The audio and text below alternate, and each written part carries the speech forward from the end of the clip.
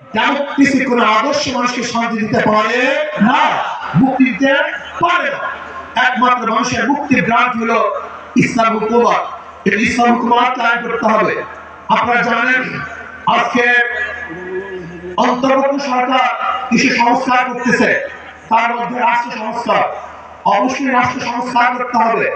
কেন? আপনারা জানেন ফ্যাসিস্ট সরকার রাষ্ট্রের এমন কোন বিভাগ নেই যে বিভাগকে ধ্বংস করেনি, সমস্ত বিভাগকে ধ্বংস করে ফেলেছে। কাজী ধ্বংসস্তূপের উপরে সুন্দর একটা নির্বাচন হওয়াটা সম্ভব নয়। আগে সংস্কার হবে, তারপর নির্বাচন হবে। রাষ্ট্র সংস্কারের মধ্যে আমি বিচার বিভাগের স্বাধীনতা চাই, বিচার বিভাগের পূর্ণ স্বাধীনতা চাই।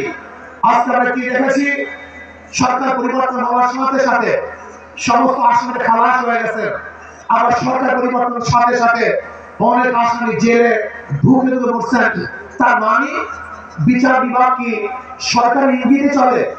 একটা ভালো রাষ্ট্রের, উন্নত রাষ্ট্রের সবচেয়ে বড় মানদণ্ড হলো বিচার বিভাগের স্বাধীনতা। যে রাষ্ট্রের মধ্যে বিচার বিভাগের স্বাধীনতা নাই, ওই রাষ্ট্র ভালো কল্যাণমুখী একটা রাষ্ট্র হতে পারে না। এজন্য বিচার বিভাগের